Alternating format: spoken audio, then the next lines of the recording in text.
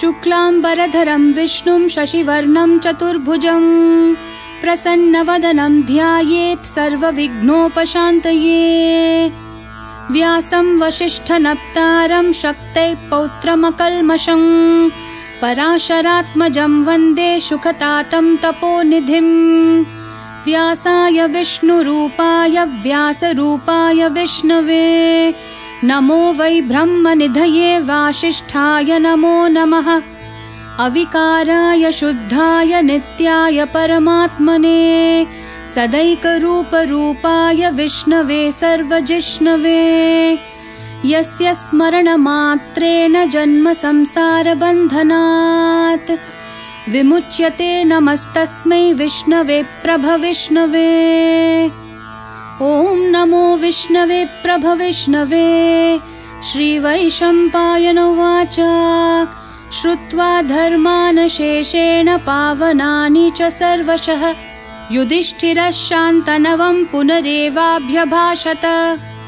युधिष्ठिर उवाच किमेकं दैवतं लोके किं वाप्येकं परायणं स्तुवन्तः कमर्चन्तः प्राप्नुयुर्मानवा शुभं। को धर्म सर्वधर्माणां भवतः परमो मतः किं जपन्मुच्यते जन्तुर्जन्म संसारबन्धनात्। श्रीभीष्म उवाच जगत्प्रभुं देवदेवम् अनन्तं पुरुषोत्तमं स्तुवन्नामः सहस्रेण पुरुषस्तततोत्थितः। त्वमेव चार्चयन् नित्यं भक्त्या पुरुषम् अव्ययं ध्यायन् स्तुवन् नमस्यं च यजमानस्तमेव च। अनादिनिधनं विष्णुं सर्वलोकमहेश्वरं लोकाध्यक्षं स्तुवन् नित्यं सर्वदुःखातिगो भवेत्। ब्रह्मण्यं सर्वधर्मज्ञं लोकानां कीर्तिवर्धनं लोकनाथं महद्भूतं सर्वभूतभवोद्भवम्। एष मे सर्वधर्माणां धर्मोऽधिकतमो मतः यद्भक्त्या पुण्डरीकाक्षं स्तवैरर्चयन्नरः सदा। परमं यो महत्तेजः परमं यो महत्तपः परमं यो महद्ब्रह्म परमं यः परायणं। पवित्राणां पवित्रं यो मङ्गलानां च मङ्गलं दैवतं देवतानां च भूतानां यो व्ययपितः यतः सर्वाणि भूतानि भवन्त्यादियुगागमे यस्मिंश्च प्रलयं यान्ति पुनरेव युगक्षये। तस्य लोकप्रधानस्य जगन्नाथस्य भूपते विष्णोर्नाम सहस्रं मे शृणु पापभयापहम्। यानि नामानि गौणानि विख्यातानि महात्मनः ऋषिभिः परिगीतानि तानि वक्ष्यामि भूतये।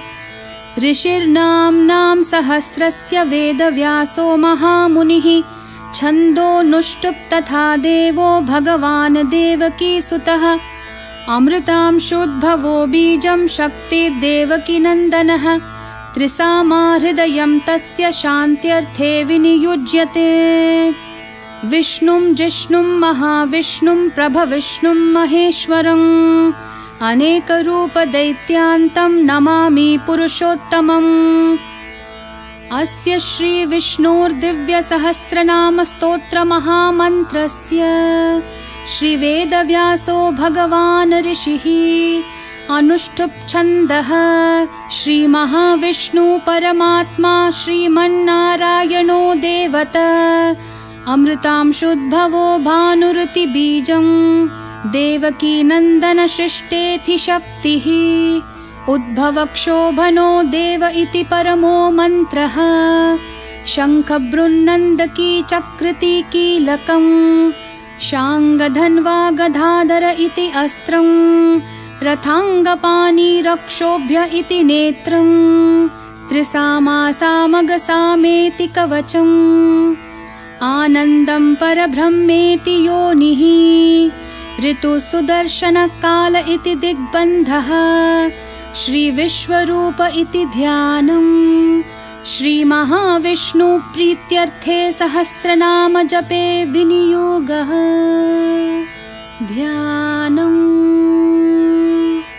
क्षीरोदन्वत्प्रदेशे शुचिमनिविलसत्सैकते मौक्तिकानां मालाक्लृप्तासनस्थस्फटिकमणिनिभैर्मौक्तिकैर्मण्डिताङ्गः शुभ्रैरभ्रैरदभ्रैरुपरि विरचितैर्मुक्तपीयूषवर्षैः आनन्दीन पुनीयादरिनलिनगदा शङ्खपाणिर्मुकुन्दः भूपादौ यस्य नाभिर्वियदसुरनिलश्चन्द्रसूर्यौ च नेत्रे कर्णावाशाशिरोद्यौर्मुखमपि दहनो यस्य वास्तेयमब्धिः अन्तस्तं यस्य विश्वं सुरनरखगो भोगि गन्धर्वदैतेः चित्रं रं रम्यते तं त्रिभुवनवपुषं विष्णुमीशं नमामि। ॐ नमो भगवते वासुदेवाय। शान्ताकारं भुजगशयनं पद्मनाभं सुरेशं विश्वाधारं गगनसदृशं मेघवर्णं शुभांगं लक्ष्मीकान्तं कमलनयनं योगिहृद्ध्यानगम्यं वन्दे विष्णुं भवभयहरं सर्वलोकैकनाथं मेघश्यामं पीतकौशेयवासं श्रीवत्साङ्कं कौस्तुभोद्भासिताङ्गं पुण्योपेतं पुण्डरीकायताक्षं विष्णुं वन्दे सर्वलोकैकनाथं नमः समस्तभूतानाम् आदिभूताय भूभृते अनेकरूपरूपाय विष्णवे प्रभविष्णवे शशङ्खचक्रं सकिरीटकुण्डलं सपीतवस्त्रं सरसीरुहेक्षणं सहारवक्षस्थलशोभिकौस्तुभं नमामि विष्णुं शिरसा चतुर्भुजम् छायायां पारिजातस्य हेमसिंहासनोपरि आसीनमबुधश्याममायताक्षम् अलङ्कृतं चन्द्राननं चतुर्बाहुं श्रीवत्साङ्कितवक्षसं रुक्मिणी सत्यभामाभ्यां सहितं कृष्णमाश्रये।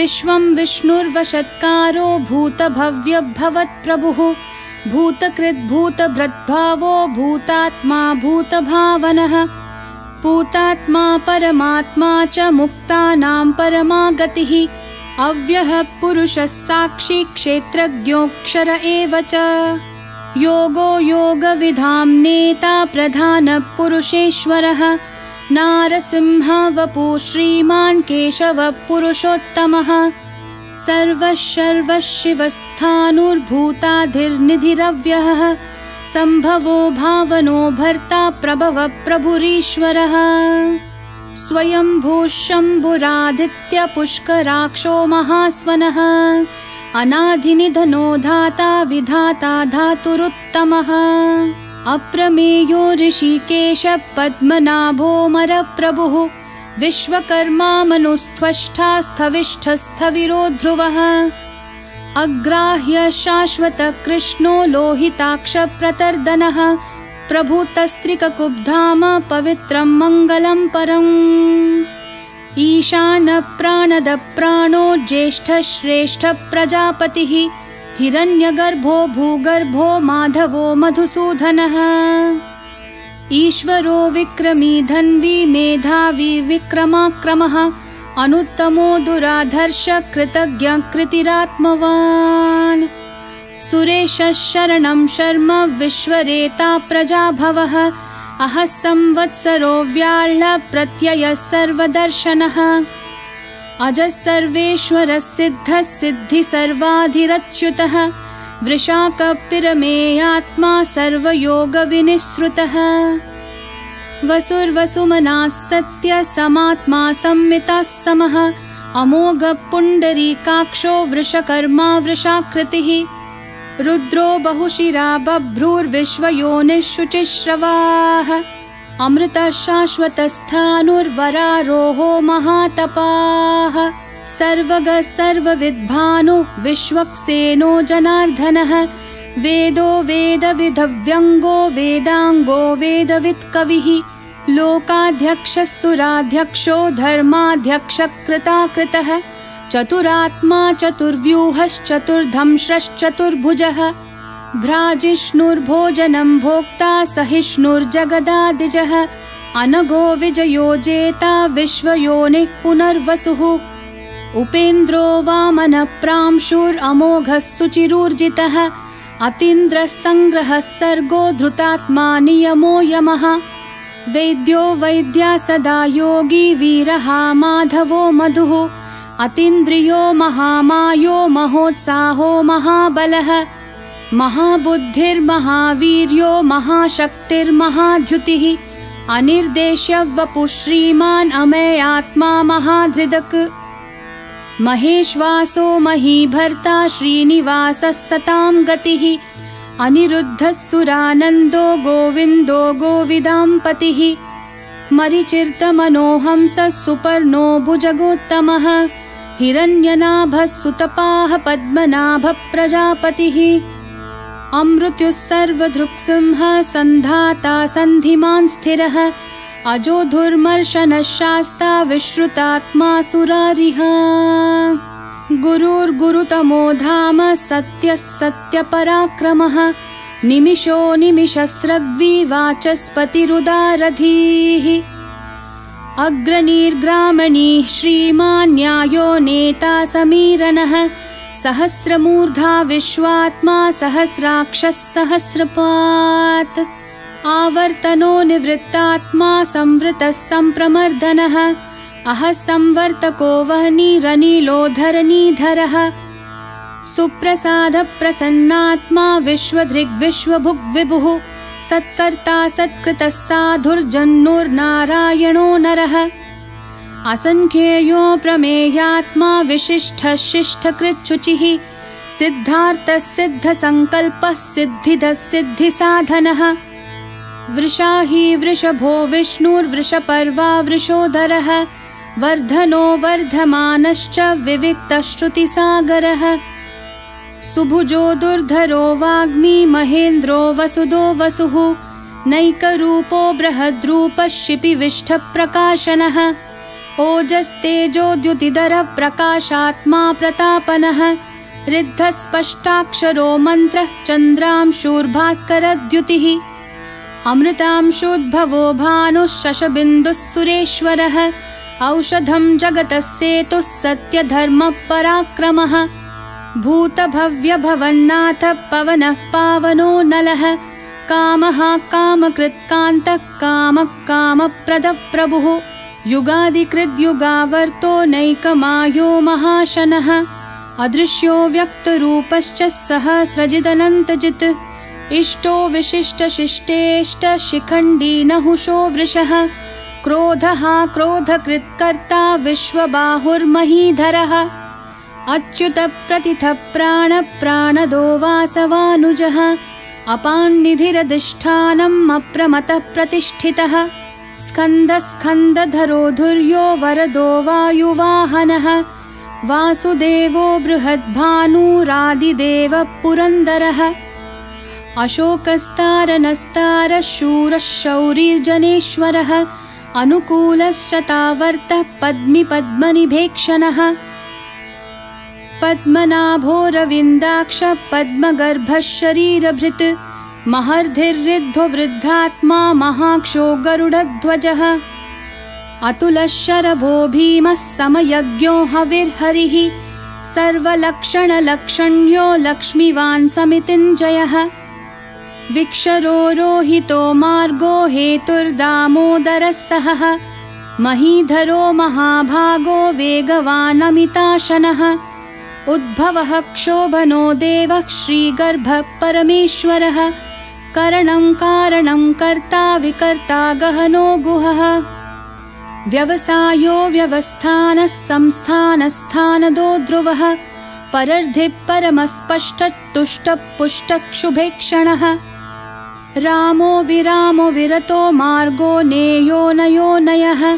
वीरशक्तिमतां श्रेष्ठो धर्मो धर्मविदुत्तमः वैकुण्ठपुरुषप्राणप्राणद-प्रणवपृथुः हिरण्यगर्भः शत्रुघ्नो व्याप्तो वायुरधोक्षजः ऋतुः सुदर्शनः कालः परमेष्ठिः परिग्रहः उग्रसंवत्सरो दक्षो विश्रामो विश्वदक्षिणः विस्तारस्थावरस्थाणुः प्रमाणं बीजमव्ययम् अर्थोऽनर्थो महाकोशो महाभोगो महाधनः अनिर्विन्नस्थविष्टो भूर्धर्मयूपो महामखः नक्षत्रनेमिर्नक्षत्री क्षमः क्षामसमीहनः यज्ञयुज्यो महेजश्च क्रतुः सत्रं सताङ्गतिः सर्वदर्शी विमुक्तात्मा सर्वज्ञो ज्ञानमुत्तमम् सुव्रतः सुमुखः सूक्ष्मः सुघोषः सुखदः सुहृत् मनोहरो जितक्रोधो वीरबाहुर्विदारणः स्वापनः स्ववशो व्यापी नैकात्मा नैककर्मकृत् वत्सरो वत्सलो वत्सी रत्नगर्भो धनेश्वरः धर्मगुप्धर्मकृद्धर्मी सदसत्क्षरमक्षरम् अविज्ञाता सहस्रांशूर्विधाता कृतलक्षणः गभस्तिनेमि सत्त्वस्थः सिंहो भूतमहेश्वरः आदिदेवो महादेवो देवेशो देवभृद्गुरुः उत्तरो गोपतिर्गोप्ता ज्ञानगम्यः पुरातनः शरीरभूतभृद्भोक्ता कपीन्द्रो भूरि दक्षिणः सोमपोमृतपः सोमः पुरुजित्पुरुसत्तमः विनयोजयः सत्यसन्धो दाशार्हः सात्वतां पतिः जीवो विनयिता साक्षी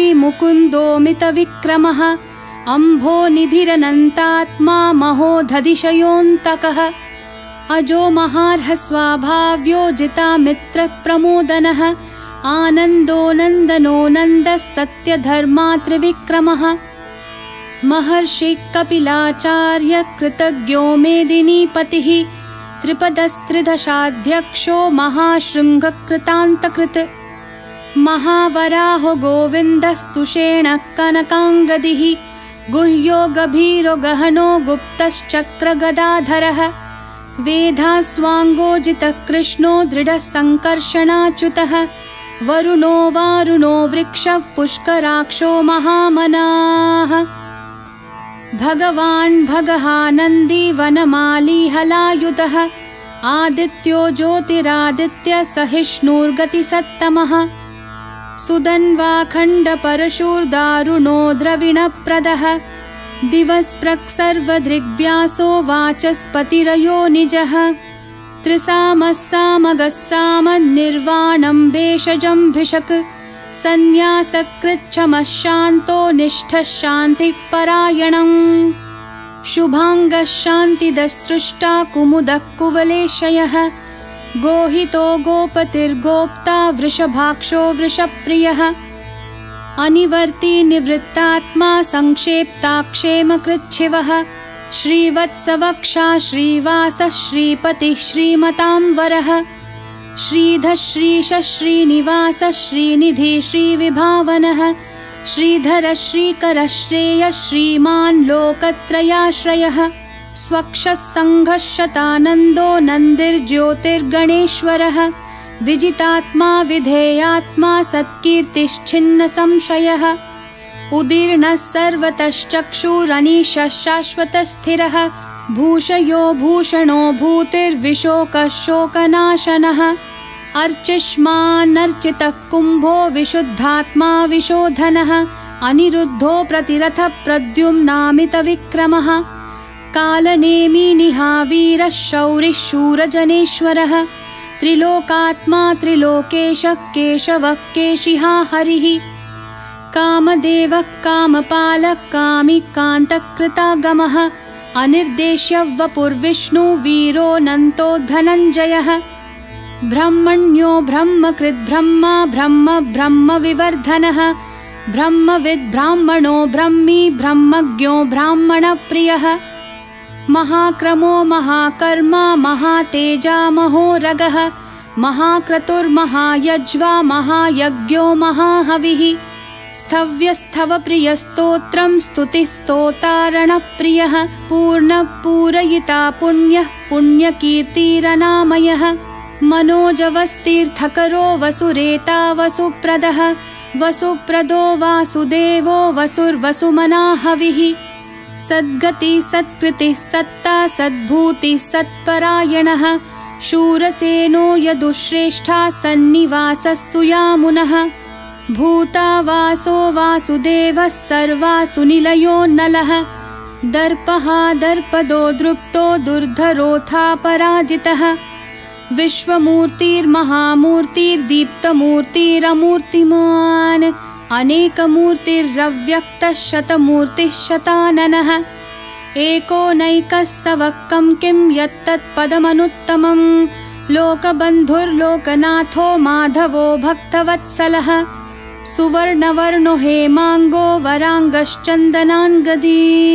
वीरः विषमः शून्यो घृताशीरचलश्चलः अमानीमानदो मान्यो लोकस्वामी त्रिलोकधृक् सुमेधा मेधजो धन्यः सत्यमेधाधराधरः तेजो वृषोद्युतिधरः सर्वशस्त्रभृतांवरः प्रग्रहो निग्रहो व्यग्रो नैकशृङ्गो गदाग्रजः चतुर्मूर्तिश्चतुर्बाहुश्चतुर्व्यूहश्चतुर्गतिः चतुरात्मा चतुर्भावश्चतुर्वेदविदेकपात् समावर्तो निवृत्तात्मा दुर्जयो दुरतिक्रमः दुर्लभो दुर्गमो दुर्गो दुरावासो दुरारिः शुभांगो लोकसारङ्गः सुतन्तुस्तन्तुवर्धनः इन्द्रकर्मा महाकर्मा कृतकर्मा कृतागमः उद्भवः सुन्दरः सुन्दो रत्ननाभः सुलोचनः अर्को वाजः सनः शृङ्गी जयन्तः सर्वविजयी सुवर्णबिन्दुरक्षोभ्यः सर्ववागीश्वरेश्वरः महाह्रदो महागर्तो महाभूतो महानिधिः कुमुदः कुन्दरः कुन्दः पर्जन्यः पावनो निलः अमृताशोऽमृतवपुः सर्वज्ञः सर्वतोमुखः सुलभः सुव्रतः सिद्धः शत्रुजिच्छत्रुतापनः न्यग्रोधोदुम्बराश्वत्थः चाणुरान्ध्रनिषूदनः सहस्रार्चिः सप्तजिह्वः सप्तैदाः सप्तवाहनः अमूर्तिरनघोचिन्त्यो भयकृद्भयनाशनः अनुर्बृहत्कृशस्थूलो गुणभृन्निर्गुणो महान् अधृतस्वधृतस्वास्य प्राग्वंशो वंशवर्धनः भारभृत्कथितो योगी योगिशः सर्वकामदः आश्रमः श्रमणक्षामः सुपर्णो वायुवाहनः धनुर्धरो धनुर्वेदो दण्डो दमयिता दमः अपराजितः सर्वसहो नियन्ता नियमो यमः सत्त्ववान् सात्विकः सत्यः सत्यधर्मपरायणः अभिप्रायप्रियार्होर्हः प्रियकृत्प्रीतिवर्धनः विहाय सगतिर्ज्योतिः सुरुचिर्हुतभुग्विभुः रविर्विरोचनः सूर्यः सविता रविलोचनः अनन्तो हुतभुग्भोक्ता सुखदो नैकजोऽग्रजः अनिर्विण्णः सदामर्षि लोकाधिष्ठानमद्भुतः सनातनतमः कपिलः कपिरव्ययः स्वस्तिदः स्वस्तिकृत् स्वस्ति स्वस्ति भुक् स्वस्ति दक्षिणः अरौद्रकुण्डलीचक्री विक्रमयूर्जितशासनः शब्दातिगः शब्दसः शिशिरः शर्वरीकरः अक्रूरपेशलो दक्षो दक्षिणक्षमिनां वरः विद्वत्तमो वीतभयपुण्यश्रवणकीर्तनः उत्तारणो दुष्कृतिः पुण्यदुःस्वप्ननाशनः वीरः रक्षणः सन्तो जीवनः पर्यवस्थितः अनन्तरूपोऽनन्तश्रीर्जितमन्युर्भयापहः चतुरश्रो गभीरात्मा विदिशो व्यादिशोऽधिशः अनादिर्भूर्भुवो लक्ष्मी सुवीरो रुचिराङ्गदः जननो जनजन्मादिः भीमो भीमपराक्रमः आधारनिलयो धाता पुष्पहासप्रजागरः ऊर्ध्वगः सत्पथाचारः प्राणदः प्रणवः पणः प्रमाणं प्राणनिलय प्राणभृत् प्राणजीवनः तत्त्वं तत्त्वविदेकात्मा जन्म मृत्युजरातिगः भूर्भुवः स्वस्तरुस्तारः सविता प्रपितामहः यज्ञो यज्ञपतिर्यज्वा यज्ञाङ्गो यज्ञवाहनः यज्ञभृद्यज्ञकृद्यग्नि यज्ञभुग्यज्ञसाधनः यज्ञान्तकृद्यज्ञगुह्यं मन्नमन्नादयेव च आत्मयोनि स्वयं जातो वैखानः सामगायनः देवकीनन्दनः स्रष्टा क्षितीशः पापनाशनः शङ्खबृन्नन्दकी चक्री शाङ्खधन्वा गदाधरः रथाङ्गपाणिरक्षोभ्यः सर्वप्रहरणायुधः सर्वप्रहरणायुध ॐ नमः इति वनमाली गदीशाङ्गी शङ्खी चक्री च नन्दकी श्रीमान्नारायणो विष्णुर्वासुदेवोऽभिरक्षतु वनमाली गदीशाङ्गी शङ्खी चक्री च नन्दकी श्रीमान्नारायणो विष्णुर्वासुदेवोऽभिरक्षतु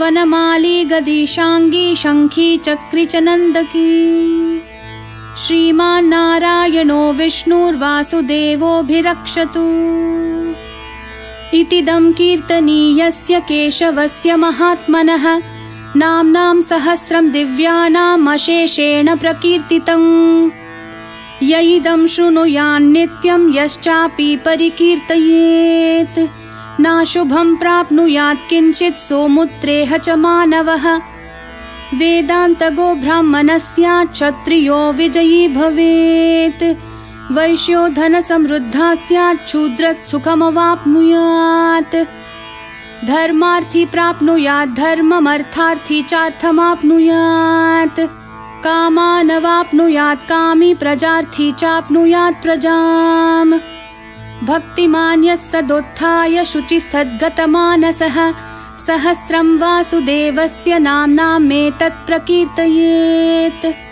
यशः प्राप्नोति विपुलं याति प्राधान्यमेव च अचलां श्रियमाप्नोति श्रेयः प्राप्नोत्यनुत्तमम् न भयं क्वचिदाप्नोति वीर्यं तेजश्च विन्दति भवत्यरोगोऽद्युतिमान् बलरूपगुणान्वितः रोगार्तो मुच्यते रोगात् बद्धो मुच्येत बन्धनात् भयान्मुच्येत भीतस्तु मुच्येतापन्न आपदः दुर्गान्यतितरत्याशु पुरुषः पुरुषोत्तमम् स्तुवन्नाम सहस्रेण नित्यं भक्तिसमन्वितः वासुदेवाश्रयो मर्त्यो वासुदेवपरायणः सर्वपापविशुद्धात्मा याति ब्रह्म सनातनम् न वासुदेवभक्तानाम् अशुभं विद्यते क्वचित् जन्म मृत्युजरा व्याधि भयं नैवोपजायते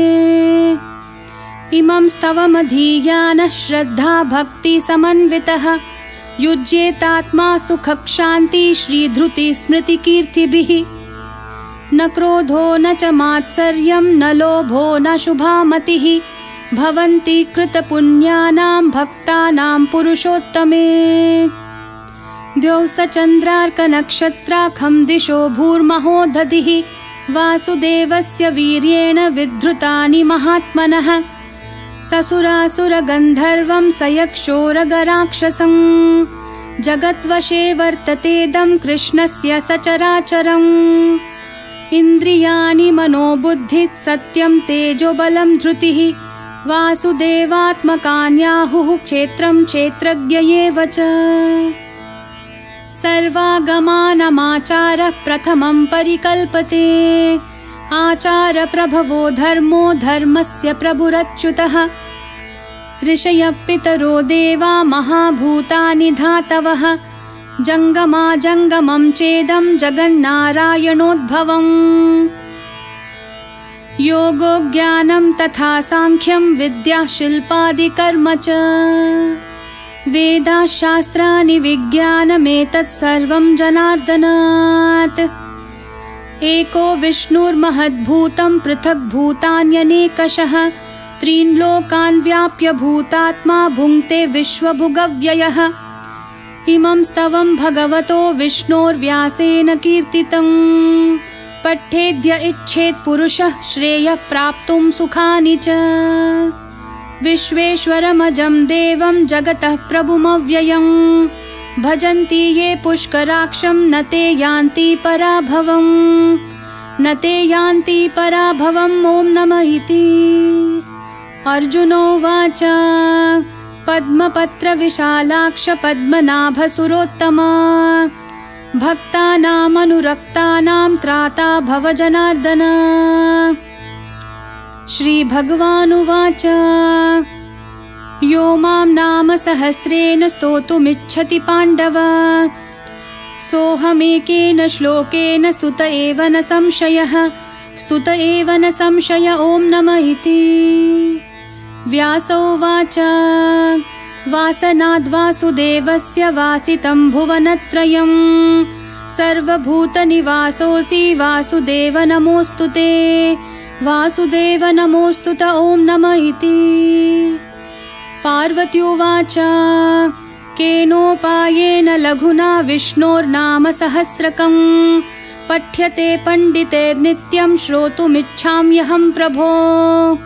ईश्वरोवाच श्रीराम राम रामेति रमे रामे मनोरमे सहस्रनाम तत्तुल्यं राम नाम वरानने। श्रीराम राम रामेति रमे रामे मनोरमे सहस्रनाम तत्तुल्यं राम नाम वरानने। श्रीराम राम रामेति रमे रामे मनोरमे सहस्रनाम तत्तुल्यं राम नाम वरानने। राम नाम वरानन। ॐ नमः इति। ब्रह्मोवाच नमोऽस्त्वनन्ताय सहस्रमूर्तये सहस्रपादाक्षि शिरोरुबाहवे सहस्रनाम्ने पुरुषाय शाश्वते सहस्रकोटियुगधारिणे नमः सहस्रकोटियुगधारिणे नमः। ॐ नमः इति। सञ्जय उवाच यत्र योगेश्वरः कृष्णो यत्र पार्थो धनुर्धरः तत्र श्रीर्विजयो भूतिर्ध्रुवा नीतिर्मतिर्मम। श्रीभगवानुवाच अनन्याश्चिन्तयन्तो मां ये जनः पर्युपासते तेषां नित्याभियुक्तानां योगक्षेमं वहाम्यहम्। परित्राणाय साधूनां विनाशाय च दुष्कृतां धर्मसंस्थापनार्थाय सम्भवामि युगे युगे। आर्ता विषण्णाः शिथिलाश्च भीताः घोरेषु च व्याधिषु वर्तमानाः संकीर्त्य नारायण शब्दमात्रं विमुक्तदुःखाः सुखिनो भवन्तु। कायेन वाचा मनसेन्द्रियैर्वा बुद्ध्यात्मना वा प्रकृते स्वभावात् करोमि यद्यत् सकलं परस्मै नारायणायेति समर्पयामि।